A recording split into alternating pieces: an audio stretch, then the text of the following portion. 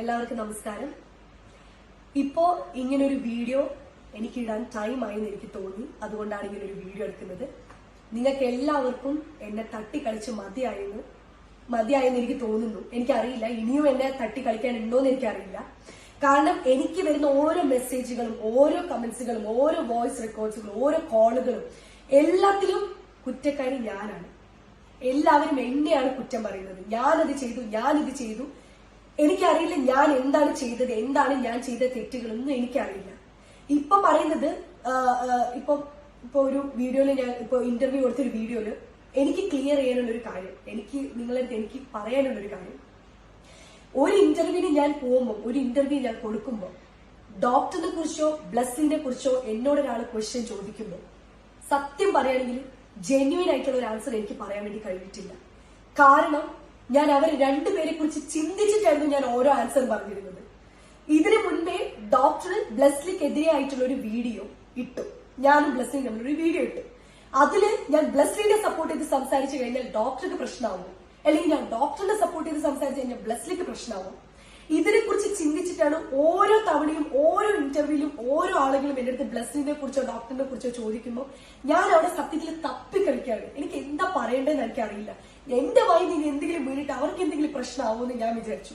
കാരണം ഞാൻ ആ ബിഗ് ബോസ് ഹൗസിനുള്ളിൽ എങ്ങനെ ആ ഫ്രണ്ട്ഷിപ്പിനെ വാല്യൂ ചെയ്തോ അതേ രീതിയിൽ തന്നെയാണ് ഞാൻ പുറത്തും ആ ഫ്രണ്ട്ഷിപ്പിനെ വാല്യൂ ചെയ്തുകൊണ്ടിരുന്നത്. ഞാൻ ബിഗ് ബോസ് ഹൗസിൽ പുറത്തിറങ്ങുന്നതിന് മുമ്പ് ബ്ലസ്ലി എന്റെ അടുത്ത് പറഞ്ഞിട്ടുണ്ടായിരുന്നു, എടി നമ്മൾ ആ വീഡിയോനെ കുറിച്ച് ആരെങ്കിലും എന്തെങ്കിലും ചോദിച്ചു കഴിഞ്ഞാൽ നീ ഒരിക്കലും എന്നെ തള്ളി പറയരുത്, ഞാൻ അങ്ങനെ ചെയ്തു, അല്ലെങ്കിൽ ആ ഒരു രീതിയിൽ നീ എന്നെ ഒരിക്കലും പോർട്രേ ചെയ്യരുത്. സത്യത്തില് അവൻ അങ്ങനെ ചെയ്ത് അല്ല, ആ ഒരു വീഡിയോയുടെ കാര്യത്തിൽ ഞാൻ അവനെ എന്റെ ഒരു ബ്രദർ ആയിട്ടാണ് കണ്ടത്. അതുകൊണ്ട് എനിക്ക് അങ്ങനത്തെ ഒരു ഫീലിങ്സോ കാര്യങ്ങളോ ഉണ്ടായിട്ടില്ല.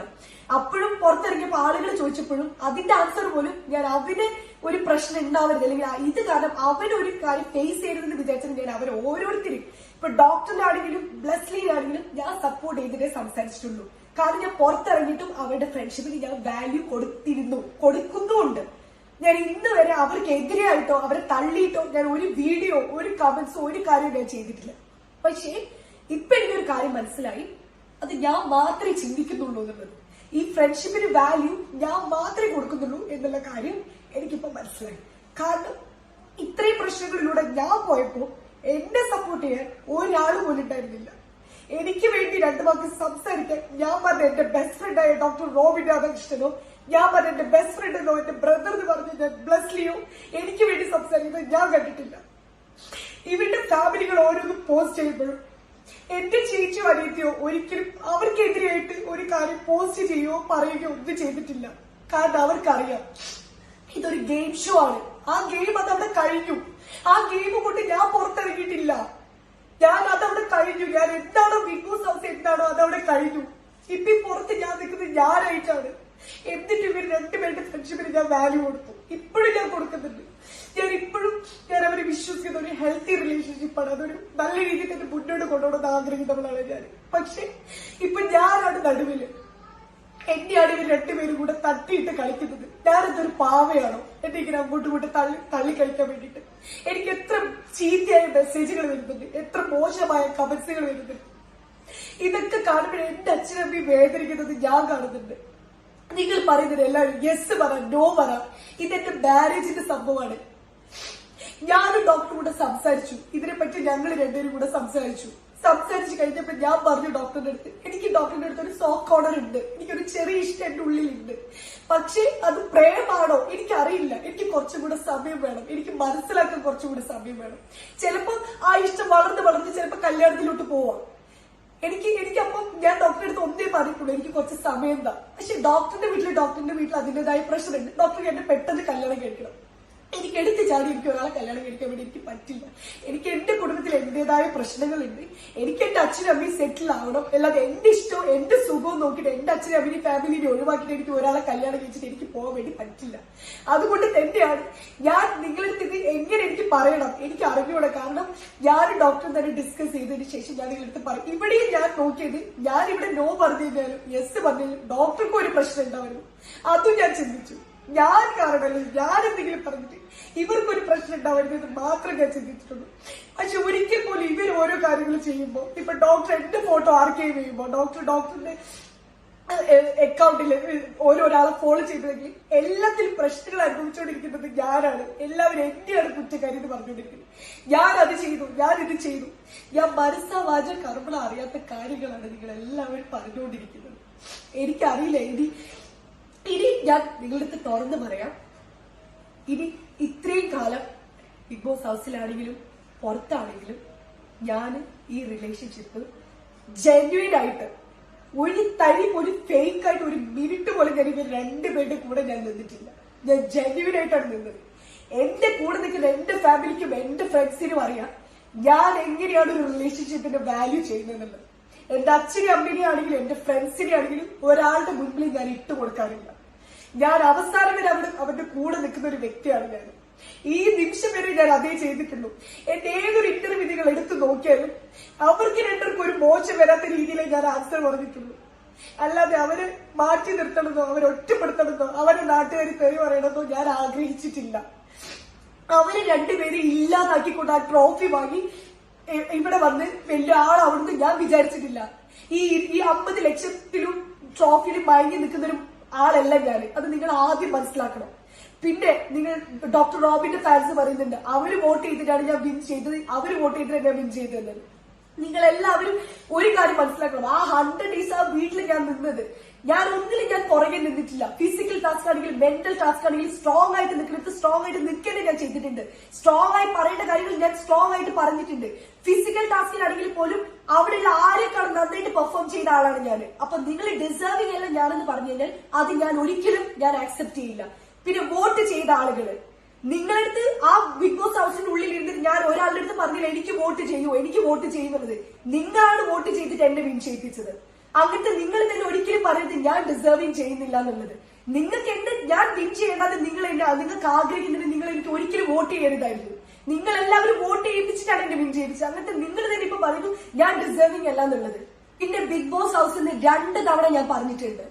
നിങ്ങൾക്ക് തോന്നാണ് ബ്ലെസ്ലിന്റെയും ഡോക്ടറിന്റെയും ഈ ലവ് ട്രാക്കിലൂടെയാണ് ഞാൻ പോകുന്നത് നിങ്ങൾക്ക് തോന്നുന്നുണ്ടെങ്കിൽ എനിക്ക് നിങ്ങൾ ആരും വോട്ട് ചെയ്യരുത്, എന്നെ മുന്നോട്ട് കൊണ്ടുവരുന്നത് ഞാൻ നിങ്ങളടുത്ത് റിക്വസ്റ്റ് ചെയ്തിട്ടുണ്ടായിരുന്നു. കാരണം ഒരു ട്രാക്കിലൂടെയും പോയി വിൻ ചെയ്യണം എന്ന് ആഗ്രഹിക്കുന്ന ഒരു വ്യക്തിയല്ല ഞാൻ. എനിക്ക് അങ്ങനെ പോകാനായിട്ട് താല്പര്യം ഉണ്ടായിരുന്നില്ല.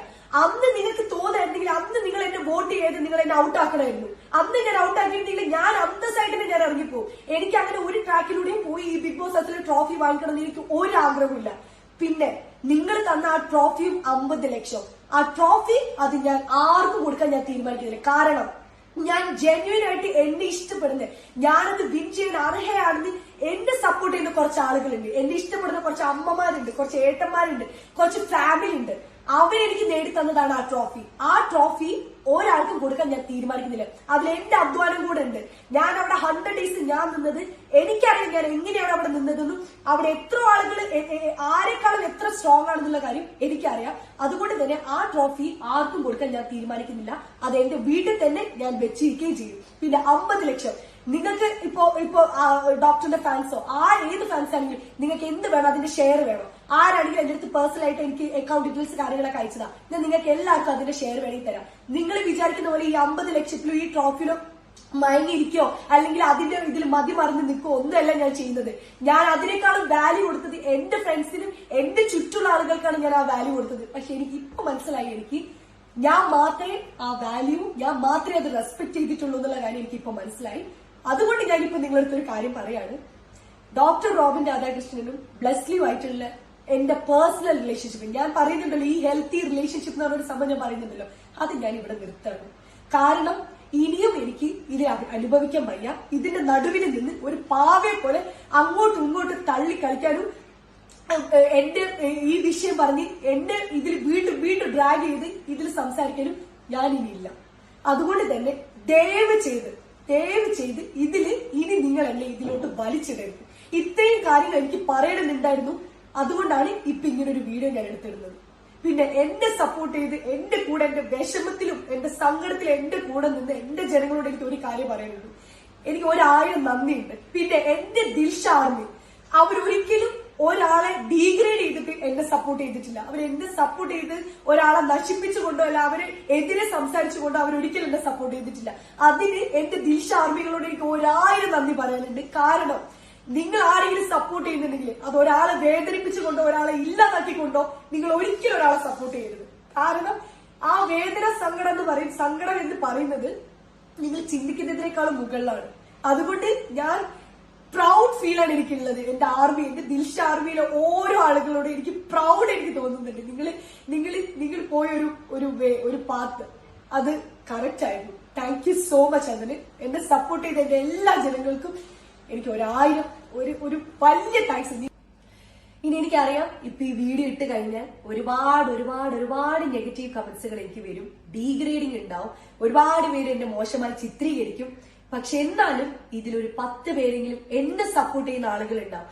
ആ ബിഗ് ബോസ് ഹൗസിൽ എന്നെ ഇഷ്ടപ്പെട്ടത് അല്ലെങ്കിൽ ഈ വിൻ ചെയ്യാൻ വേണ്ടിയിട്ട് ഞാൻ വിൻ ചെയ്യണം എന്ന് ആഗ്രഹിക്കുന്നത് അല്ലെങ്കിൽ ഞാൻ വിൻ ചെയ്യാൻ വേണ്ടിയിട്ട് എന്നെ സപ്പോർട്ട് ചെയ്യുന്ന 10 പേരെങ്കിലും ഈ വീഡിയോ കാണുമ്പോഴും എന്നെ സപ്പോർട്ട് ചെയ്യാനുണ്ടാവും എന്നുള്ളത് എനിക്കറിയാം. അത് എന്റെ ഒരു വലിയ വിജയമായിട്ട് തന്നെയാണ് എനിക്ക് കാണുന്നത്. എനിക്ക് അവർക്ക് വേണ്ടിയിട്ടാണ് സത്യത്തിൽ ഞാൻ ഈ വീഡിയോ ഇടുന്നത്.